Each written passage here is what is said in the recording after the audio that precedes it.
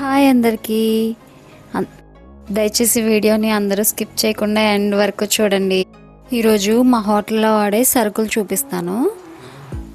హోటల్లో సరుకులన్నీ ఎక్కువ బల్క్లోనే తెచ్చేసుకుంటాం. 50 కేజీల బస్తాల్లాగా తెచ్చేసుకుంటాం. నేను వీడియో చేస్తుంటే మా అమ్మాయి చేసిద్దంట చూడండి.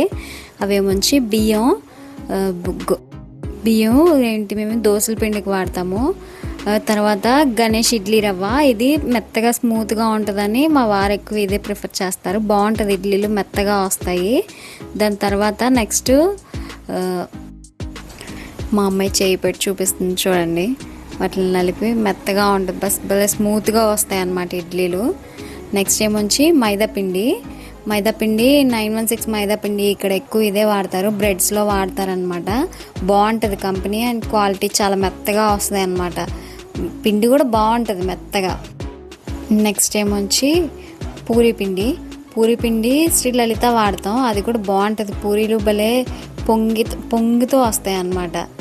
పూరి పిండిలో మైదా పిండి ఇంకేమీ కలపను, ఎక్కువ పూరి పిండి మొత్తం అంతా పూరి పిండి, దాంట్లో కొంచెం రవ్వ కలుపుతాను. క్రిస్పీగా బాగుంటాయి, భలే పొంగుతాయి పూరీలు.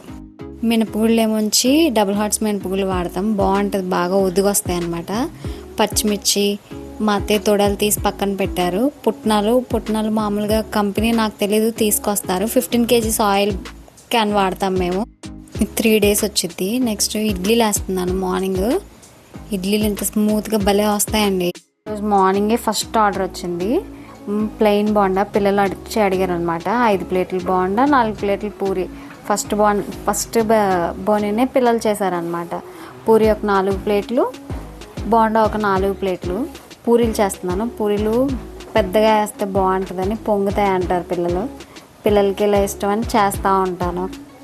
మార్నింగే వస్తారనమాట 10th క్లాస్ పిల్లలు. వాళ్ళకి స్కూల్ టైం అయిపోతూ ఉంటుంది కదా, ఈ కంగారు హడావిడిలో మళ్ళీ పూరి. రోజు ఇడ్లీ తీసుకెళ్తారు, ఇవాళ పూరి కావాలంటే పూరి అడిగారు ఒక 5 ప్లేట్లు అలా.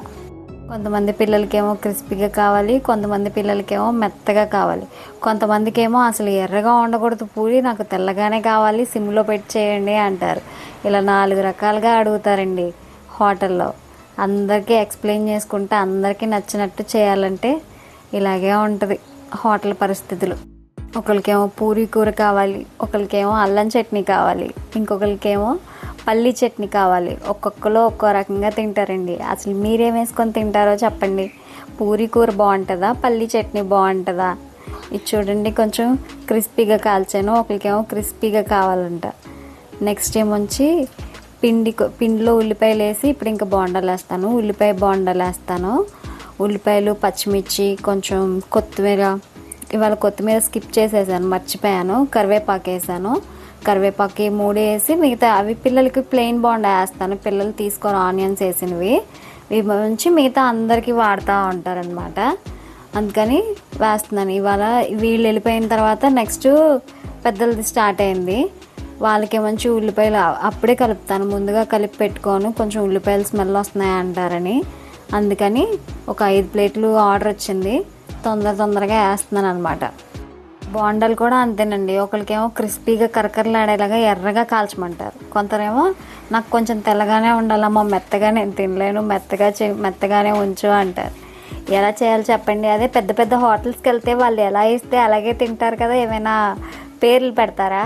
ఇలా చిన్న హోటల్స్, ఇంటి దగ్గర హోటల్స్కే బోల్డ్ అన్ని పేర్లు పెడతారండి. ఏం చేయాలో తెలియదు అసలు. హోటల్లో ఫస్ట్ నుంచి దోశలు బాగా వెళ్తాయండి. అసలు ఫస్ట్ పెట్టింది మా వీధిలో దోశలు మేమే కాబట్టి దోశలు బాగా తింటారు. ఇవాళ మీరేం టిఫిన్ చేశారో కామెంట్ చేయండి కామెంట్ బాక్స్లో. బాయ్.